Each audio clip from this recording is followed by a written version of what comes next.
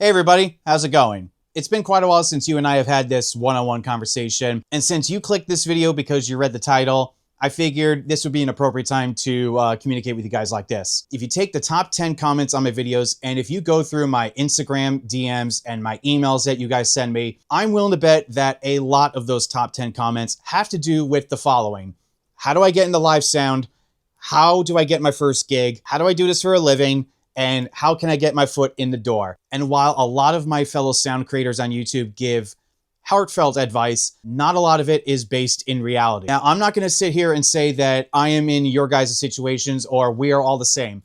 Your journey in this path is your own to make, and your journey may be completely different from mine. I know mine's completely different from a lot of my peers and a lot of my fellow creators here on YouTube. But the simple truth of the matter is, a lot of my fellow sound creators here on YouTube do not tell you the brutal, honest truth about working in this field. Now, don't get me wrong, guys. I am going to give you some advice at the end of this video. But first, we all need a dose of reality. So here are 5 brutally honest truths that you need to hear as a newbie sound engineer.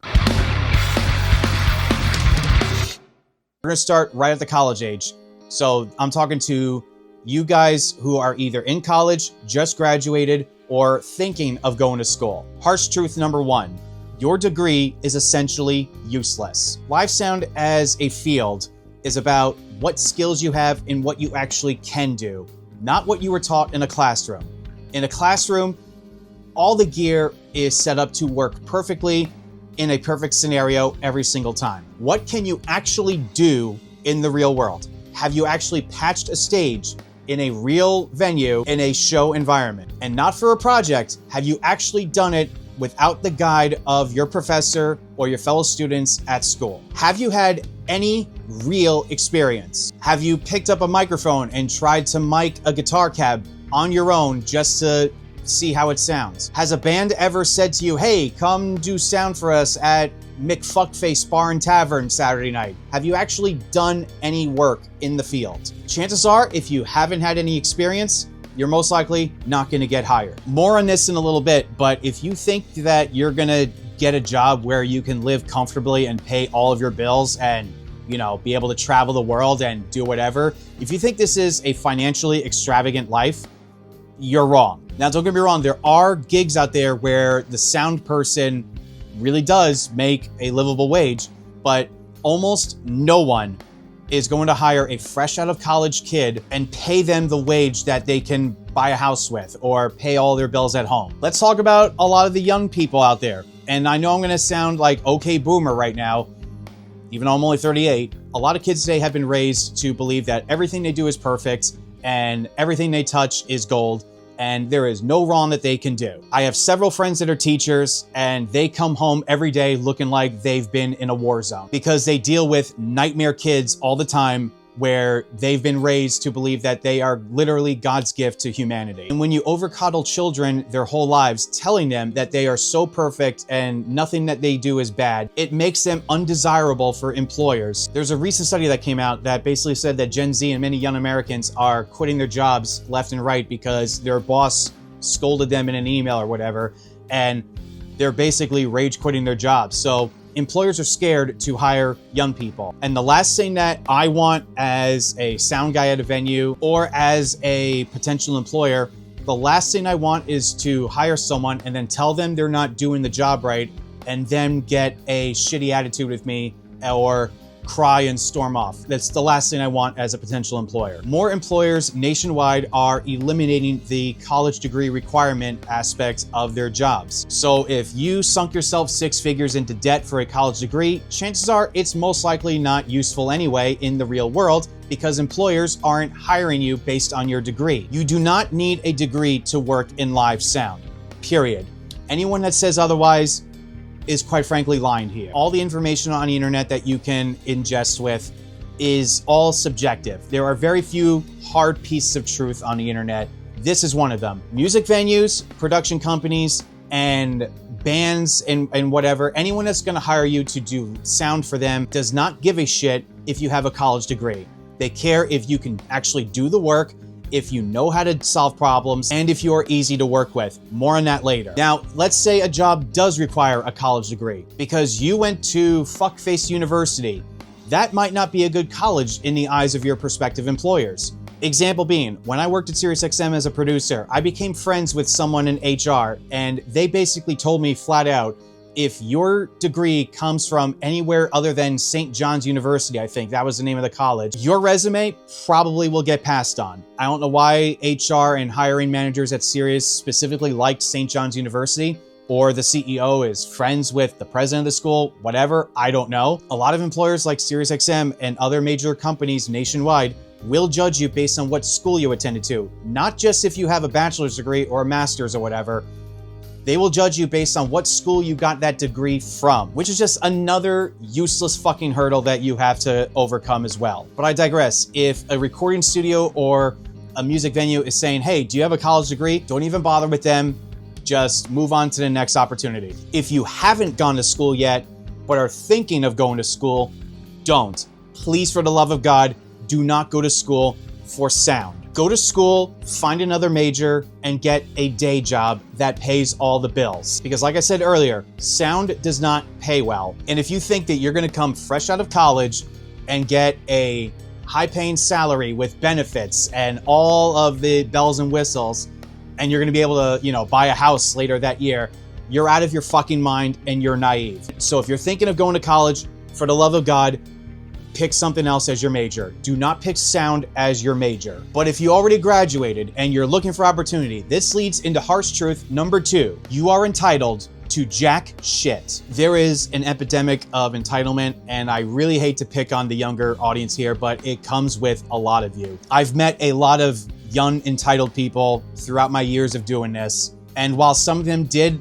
get lucky and get gigs, a lot of them fell into obscurity and started waiting tables at Applebee's or whatever because they simply couldn't overcome their entitled ego. Just because you have a degree, you know a thing or two about EQ and compression, you know how to operate a board, and you even may have done a gig or two, does not give you the entitlement to work. And it doesn't give you the guarantee of getting work. If you develop a selfish, entitled ego and you become insufferable to deal with, you will not get work. I can't believe I have to say this point, but there are a lot of you that I've encountered, especially you touring sound guys that have come to my venue and have just thrown your sound guy dick on the table with this mentality. Your attitude towards your colleagues and other people that you work with who don't necessarily work for your band or your team reflects on your reputation. This is something that every single one of my fellow sound YouTubers will tell you. Be a people person and be good to work with. And that will get you more doors open for you with the option of getting more work. If you are an insufferable prick to everyone around you, guess what? You're not gonna get work. Truth number 3, live sound is completely different than studio sound. Easily the number 1 comment on my videos, especially for the Mix Sound Meltdown videos, it's always around the EQ decisions that I make.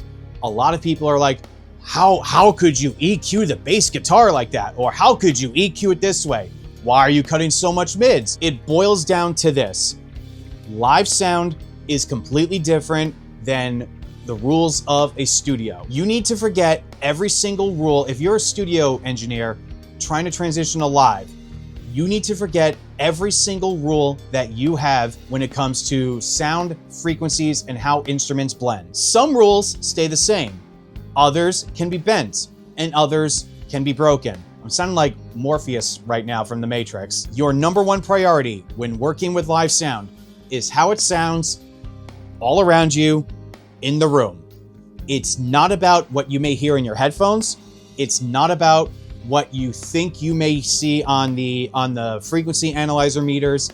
It's not about what you may think in a studio where, oh, if I cut this much, it'll just ruin the sound. Every single processing decision that you make on your board is reflection over how it sounds in the room. It is physically impossible to replicate the exact sound of the album on the stage because you have the room that you are playing in. Whether you are playing in a bar, a small venue, a bigger arena, or a gigantic stadium. How sound reacts in the room should be the only factor in how you get your band sounding good on stage. If I high pass a bass guitar at 30 hertz, for instance, like I would normally do in a studio, and I'm hearing the reflections all around the room, and it's so overbearing that it's diminishing the rest of the mix of the band, guess what I'm gonna do?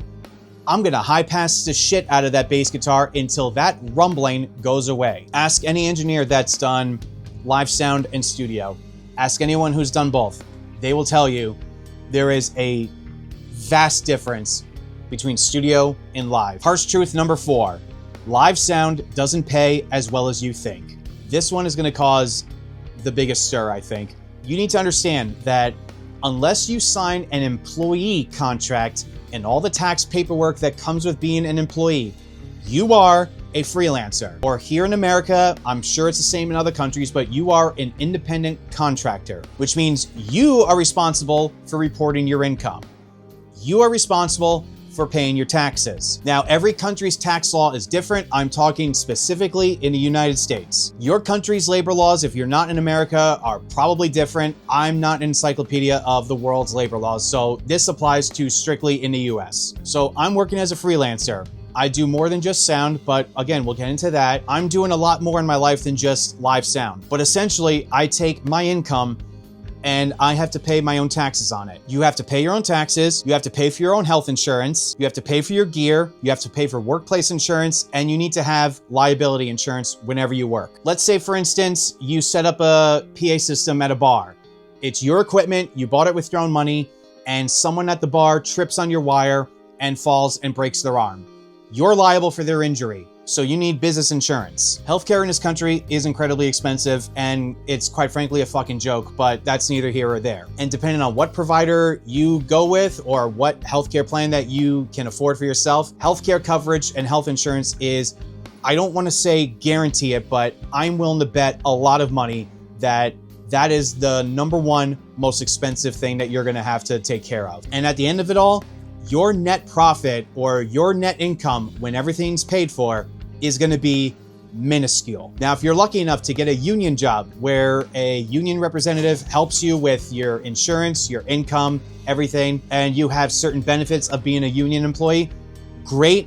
If you can get a union gig, that's awesome. I've been doing this for the better part of 20 years, and I can count literally on less than 5 fingers the amount of union jobs I've had. I'm not saying they don't exist, and I'm not saying it's impossible to get a union job, but those jobs are few and far between opportunities that you will encounter in the real world. What you need to do is go into the mindset of having multiple jobs. You cannot, under any circumstances, pour all of your eggs into one basket. The average small venue payout, non-union, in my experience, has been between $100 and $200 per show. Working for a big stage production company where you're doing big corporate events and big, town festivals, they pay a lot more, but there is a lot more work that goes into those gigs. For instance, a couple of years ago, I started working with a production company, and my town of Woodbridge had a beginning of summer festival. We set up 2 stages, 2 PAs, amps, routing, whatever. We had to show up at the field at 6 a.m. and the first bands didn't show up until 12 p.m. That gave us 6 hours to get everything going. And by the time the bands all got there to just start loading in for sound check, we were all completely exhausted.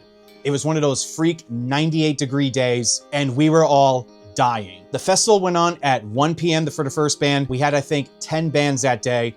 And then at the end of it, we had to tear everything down and load it back up into the truck. And even though I was paid pretty well for that gig, I still walked away from that thinking I probably could have made a whole lot more, or something along the lines of, for how much I did and how much I dealt with that day, I really definitely wanted more. Which leads me to harsh truth number 5. Your success is only measured by your drive. Live sound and the entertainment industry as a whole is one of the most cutthroat industries to break into. Your best friend will do anything and everything to get a job over you, and they will not hesitate to turn both of you inquiring for the same job into a fierce competition to win that gig. Inquiring about a gig in live sound really is a lot like the WWE Royal Rumble. It really is every man for themselves. You need to understand that people will say no to you A lot. People will throw empty promises to you saying, oh yeah, I got a gig coming up. You know, I got you, you're in. Only for that gig to never come. Or more likely, that gig to come, but your phone never rings. People will always say they have your back and they got you, and they'll keep you in mind for other gigs until they start finding success, and next thing you know, they lose your number. I'm not saying this happens all the time with everybody, obviously, but enough of it will happen where you will start to feel discouraged and untrusting of people. You have to persevere. It's as simple as that. Live sound is one of the most thankless jobs in the world. 9 times out of 10, the only time an audience member is going to come to you is when they're complaining about something not being loud enough, your mix being too loud, or they're just bitching to you for the sake of bitching. Trust me, you will live for the days when the band publicly thanks you on stage. Like every time a band gets on stage, and if I'm doing a good job, they say, oh, give it up to Chris, the sound guy. And I give him the salute. Like that is genuinely the happiest I am when I'm behind the board, is when the band acknowledges the job I'm doing, because in the end, you as a sound guy are the silent member of the band. You are the gatekeeper. You are the reason if a band sounds good one night, you are the reason why the band sounds bad that night. If the band is not up to snuff that night, it is your job to adjust your levels to make sure the mix at least comes out audible so the audience doesn't swarm your desk like fucking murder hornets telling you that they can't hear this, or they can't hear the guitar, or they're telling you how to do your job. But I digress. The only thing I'm trying to say, the only person that will determine your success is you. So if you made it this far and you haven't clicked away from the video, or you're not typing an angry comment, telling me I'm wrong and telling me to go fuck myself, awesome. Thanks for watching up to this point. Now, as promised, I'm gonna give you some sound advice from my perspective, at least, on how to break into live sound. First and foremost, if you are thinking of going into school, don't. If you want to go to school and get a degree, get it in something like, you know, IT or computers or something. Get a degree that is attractive for most employers to hire you, and get a solid day job that will pay the bills while you pursue your live sound career. If you are still living at home with your parents out of college, trust me, they want you gone. So you want to do everything you can to get out of your parents' house into your own place and living on your own. If you are already living on your own, live sound will not pay all the bills. I myself, by day, am a photographer, mostly with real estate, but I photograph weddings, bar mitzvahs, sweet 16s, headshots, corporate events, you name it. Being a photographer pays all my bills. Live sound still does not pay all of my bills. In fact, all the money I make from live sound, from YouTube, from all of my sound work, helps pay off a student loan debt for a bachelor's degree that I didn't even complete because I realized school, for me at least, was pointless. But mostly, all of my live sound money goes to what I call my fun account. This is what I use to buy equipment for the channel. This is what I use to go on vacations with. And this is what I use to, as of this video right now, go into modifying my cars because I'm apparently, you know, kickstarting my midlife crisis. I'm getting away from the point, but what I'm trying to say is, if you are thinking of going to school, don't. If live sound is your end-all be-all dream of what you want, and this is in general whether you are going to school or out of school or didn't go to school at all, find a local production company. There's always one near you, no matter what state you're in, and ask to be a stagehand. Ask to go to the warehouse where they store all the gear and sweep the floors. Take inventory of gear. Do the grunt work that none of us like to do, and show that you are willing to pay your dues in order to earn a spot behind the board. Some companies will hire you as a stagehand, and you will learn by doing. If any production company is worth their time, their money, and their efforts, they will have schematics of all of the gigs and all the stages that they are going to be working with. You're going to learn how to plan out a stage, angle a PA system right, learn ampage, ohms, all that electrical nerdy shit. You're going to learn stage plots. You're going to learn everything that you need to learn about what goes into a live production if you work for a production company, specifically as a stagehand. Because while you may think that stagehand is just someone that, you know, helps push props on a stage, or, you know, helps patch a stage on at a music venue, that can be a stagehand. But from a production company standpoint, stagehand is just extra pair of hands to help with whatever they need help with. If you want to work in a music venue, do not email the venue under any circumstances. Do not show up at the door with your resume. Do not email the venue with your resume because it will most likely just get deleted. What you want to do is find the sound guy at that venue. If he or she has an email address, email the sound guy. Or if they're working that night and if you want to ask them in person, go talk to them after sound check just as the doors open. Because in most venues, when doors open, you have about 30 minutes to 45 to maybe even an hour before the first band goes on. That is when most of us venue sound guys are taking our break, taking our coffee, having dinner, and just taking our break before the show starts. Do not, under any circumstances, bother us while we are doing our job, while a band is going on, or during changeover. Most small venues have a 10 to 15 minute window for changeover, and that is when we do not want to be asked with bothersome questions. Come to us right as the doors open, because most likely no one else is in the venue and we can answer your questions. Be prepared. You will hear the word no a lot, but just offer to go and work and help. You're not asking for a job.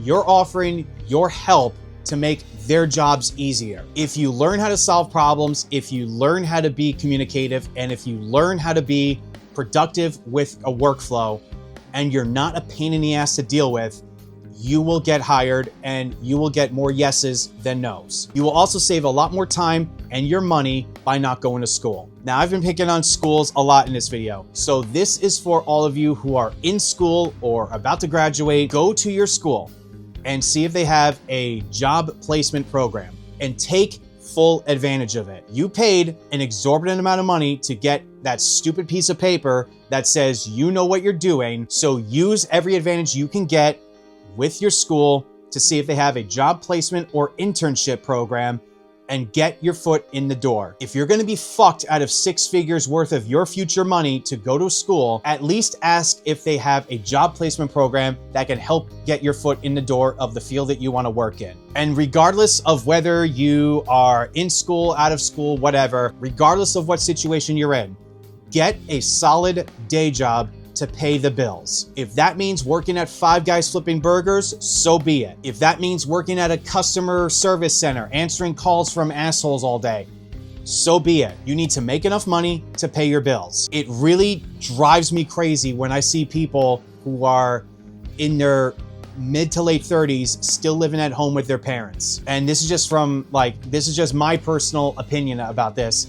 I know there are certain circumstances where you just can't help it, but trust me when I say this, if there is nothing circumstantial with the family and you're just in your 30s living at home with your parents, trust me when I say this, your parents want you out of the house. They want you to be happy and ultimately succeed in life, but they want you out of the house. You need to get a day job, you need to pay your bills, you need to be a responsible tax-paying citizen, and you need to earn the value of $1, even if it means doing a job you can't stand. For years, as I was pursuing my dream of working at SiriusXM, and while I was podcasting, I wasn't making a fucking dime grinding for 10 years when I was podcasting. I was working nights as a security guard at a warehouse, and I hated that job more than life itself. I despised working there, but I used that time to sharpen my skills, watch videos online, and study the art of sound mixing.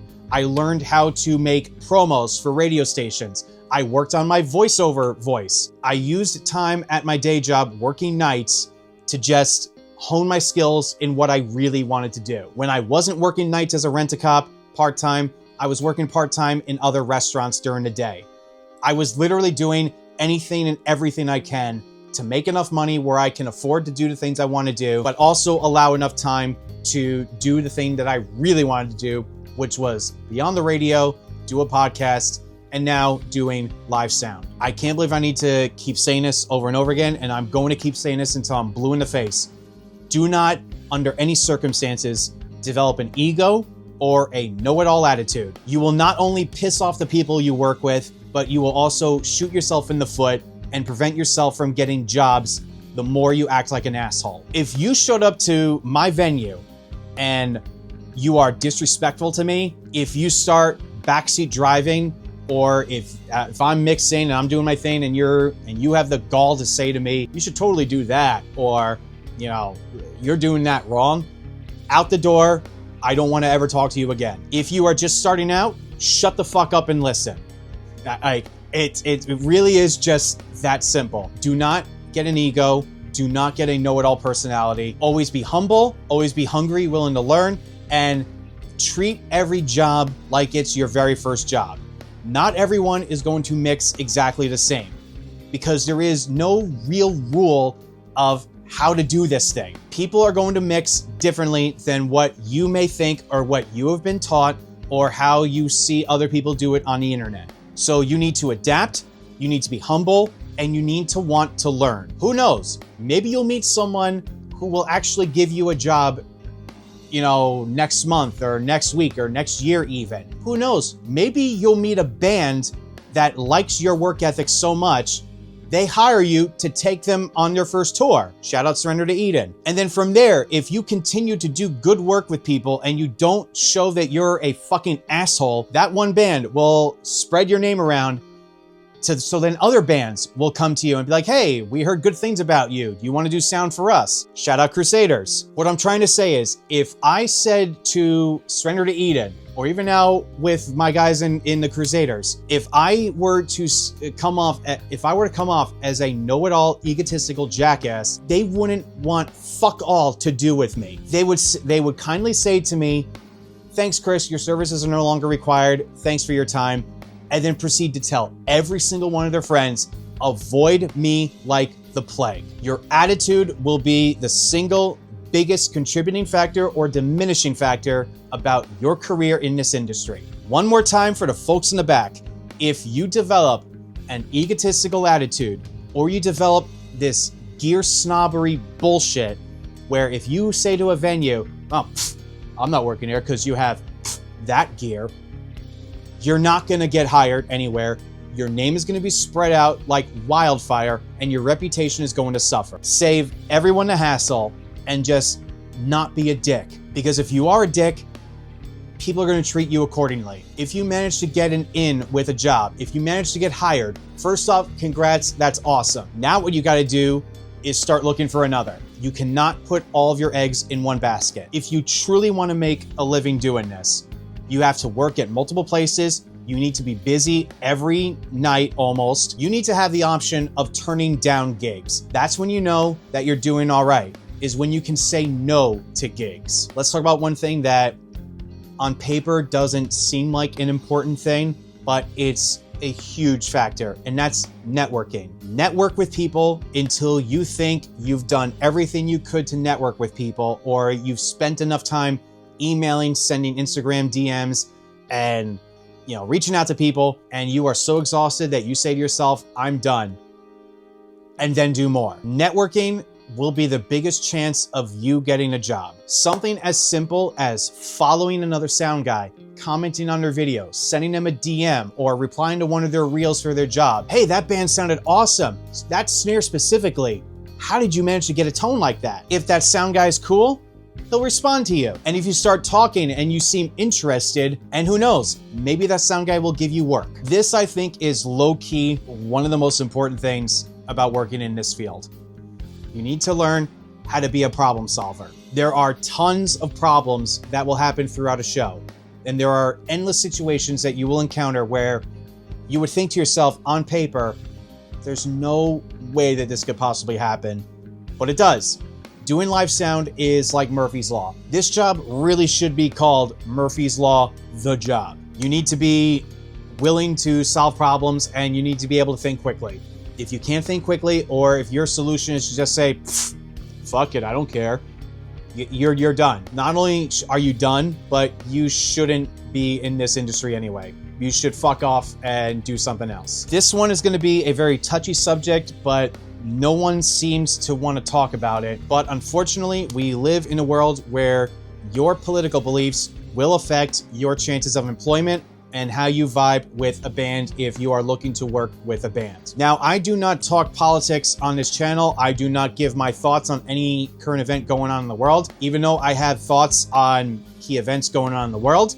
I do not disclose what I believe on this channel because simply this is not an appropriate place for it. And to be honest, I quite frankly don't give a shit if you agree with me or disagree with me. I'm not here to talk about foreign policy or tax law. I'm here to talk to you guys about sound. But unfortunately, a lot of musicians have their political beliefs be a part of their identity and their music. If a Rage Against the Machine type of band who are extremely far left leaning wants you to be their sound guy and you aren't aligned with them politically, it's going to come out.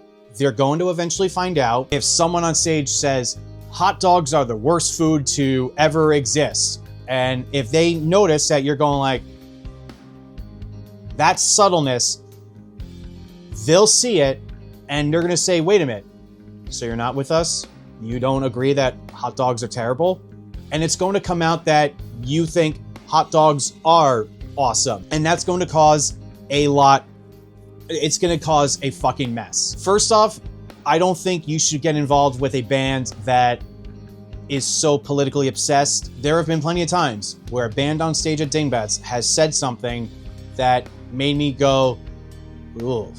And honestly, it made me almost cringe because it's like, I don't agree with anything that person's saying. But at the end of the day, it is my job to make sure that they are being heard by the audience. My job is not about analyzing what they say about international conflict and not do my job based off of what they say. My job is to make sure that their monitors are in check, that they're being heard in the PA, and that they sound good in the room. But if that same band that said a lot of things politically that I completely disagree with, I cannot work with that person for a long period of time and be cool with the fact if we fundamentally disagree on a lot of opposing issues. And if you are saying to yourself right now, yeah, I totally could, Chris is talking out of his ass, I promise you, I almost guarantee that you can't. So if you are going to get involved with a band, if they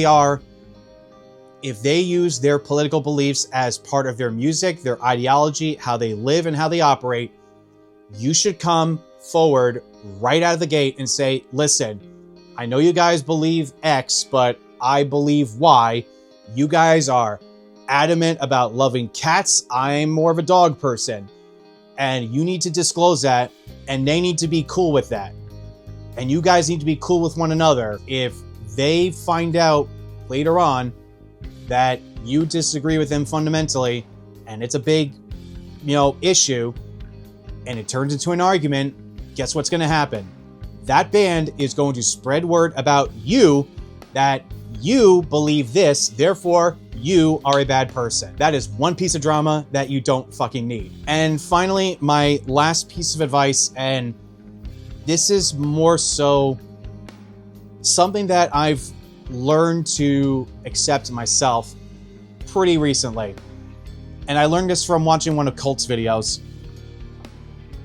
Do not accept criticism or feedback from anybody who isn't at your level or above you. I know it's pretty redundant of me to say this, being on YouTube where anybody can comment on my videos and tell me what they think, but at my venue, at my job, if some soccer mom yells at me that I'm doing a terrible job because she can't hear her little Johnny sing on stage, I don't give a flying fuck about what she says. If the girlfriend of the guitar player says to me she can't hear the guitars at all, even though I clearly can hear all the guitars, I don't give a fuck about what she has to say. The only people who I accept criticism for and actually respect their feedback and criticism are people who are either at my level or who are above me. Meaning, if you are a 20-year veteran like me, if you are touring the world, if you are at a level professionally where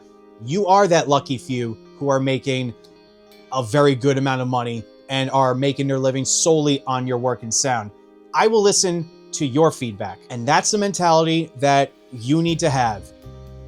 If you publicly disclose any of your work, which if you're networking and you're using Instagram, you should be at this point, or YouTube, you are going to open yourself up to comments from anybody. You're going to encounter people who will say things that will make you at first feel like, you know what, fuck this, I don't want to do this anymore. But then you're going to say to yourself, you know what, I am doing this.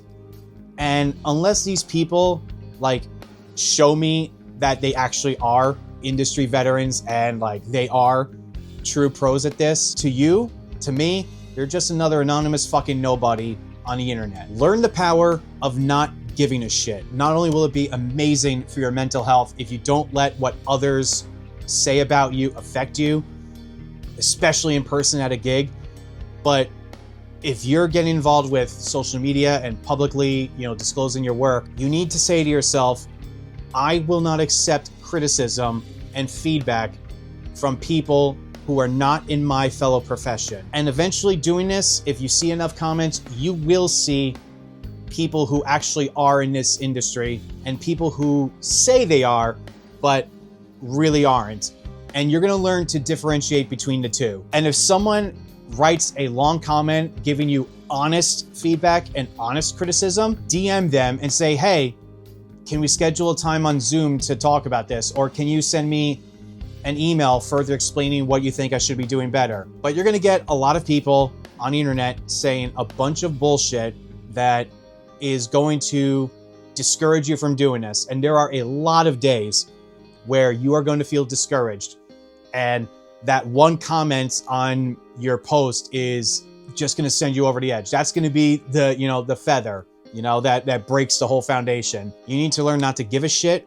You need to learn how to accept criticism from fellow peers and fellow advanced professionals. And you need to learn to just be happy with doing what you're doing. If you're happy with what you're doing and the band's happy with what you're doing and the audience is vibing to the music too, who gives a flying fuck how you EQ, what board you're using, who is saying what on your Instagram? If the vibe is good and you're doing good, you're feeling confident, the band's doing good, who gives a fuck? And that's that, guys. If you watched all this, thank you very much for watching, and I will catch you in the next one. Peace.